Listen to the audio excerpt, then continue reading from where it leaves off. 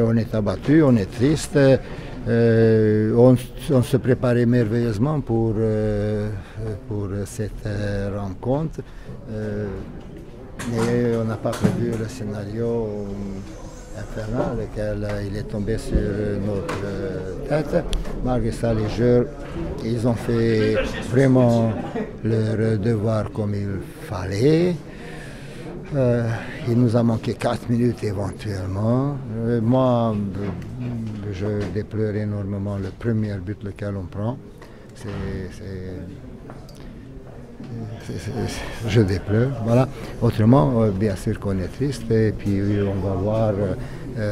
Moi, ce que je dis pour les joueurs, il faut que pendant 1 ou 2 ou 3 jours, qu'ils essayent de digérer cette amertume. Après, de se reposer et d'être capable d'apprendre pour le prochain, d'être plus intelligent et plus fort, plus présent pour le boulot.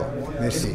Ouais, c'est sûr que le scénario du match, tous les efforts d'une saison qui s'arrêtent là subitement à 3-4 minutes de la fin d'un match qui était très long, on est très déçus. Pourtant, vous avez montré un super visage ce soir. Il y avait de l'orgueil, de l'agressivité, peut-être un peu trop d'ailleurs pour Papa Amadou Diallo qui a été expulsé. Puis il y avait aussi du jeu, des séquences à 10 contre 11 qu'on a rarement vu cette saison en Ligue 1.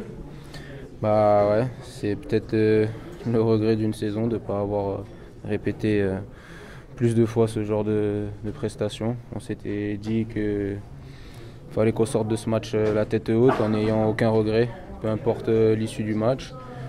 On savait que si on démarrait fort et qu'on leur mettait la pression rapidement, on pouvait emballer ce match et leur faire mal. Malheureusement, voilà, le carton est dur quand même.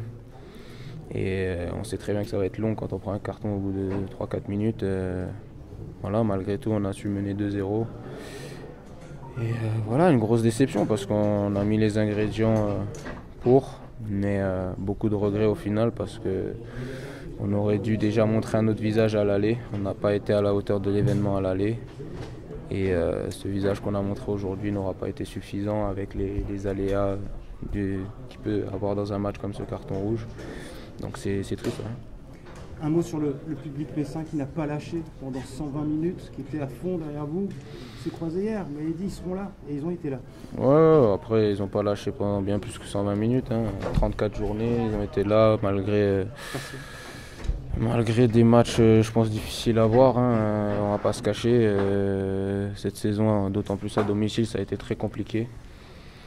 Donc on avait à cœur, on savait qu'il allait y avoir une grande ferveur à l'image de ce dernier match à domicile la saison passée.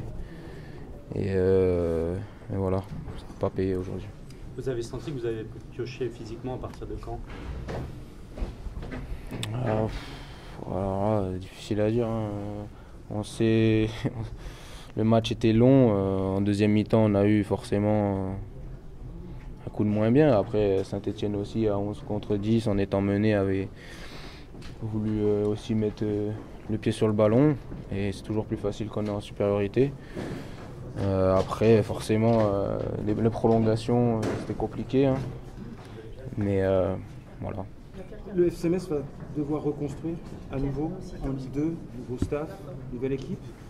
Vous êtes une figure appréciée des supporters. Vous êtes adulé, aimé ici. Est-ce que vous serez du nouveau projet messin? Alors là, c'est pas une question que je me pose aujourd'hui. Il y a les vacances qui arrivent. La saison a été éprouvante et je pense que j'ai pas la tête à penser du tout à ça.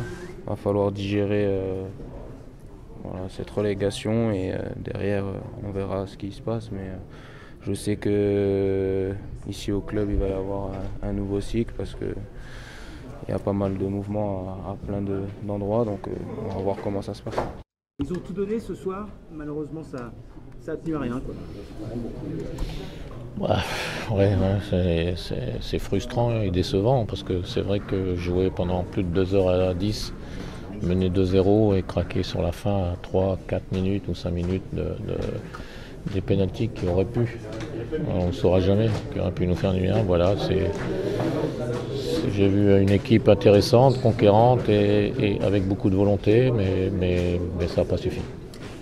Ce visage-là, justement, on l'a rarement vu cette saison en Ligue 1. Comment vous expliquez ce double visage, entre guillemets? C'était l'énergie du désespoir pour sauver sa place en Ligue 1, selon vous? Bah, c'était une obligation d'être comme ça. Puis après, ce sont des matchs couperés. Donc il faut, voilà, je pense que si on peut avoir un regret sur les barrages, donc la saison c'est autre chose. Sur les barrages, c'est aussi, on n'a pas vu ça au match aller. Donc je pense qu'il y avait mieux à faire.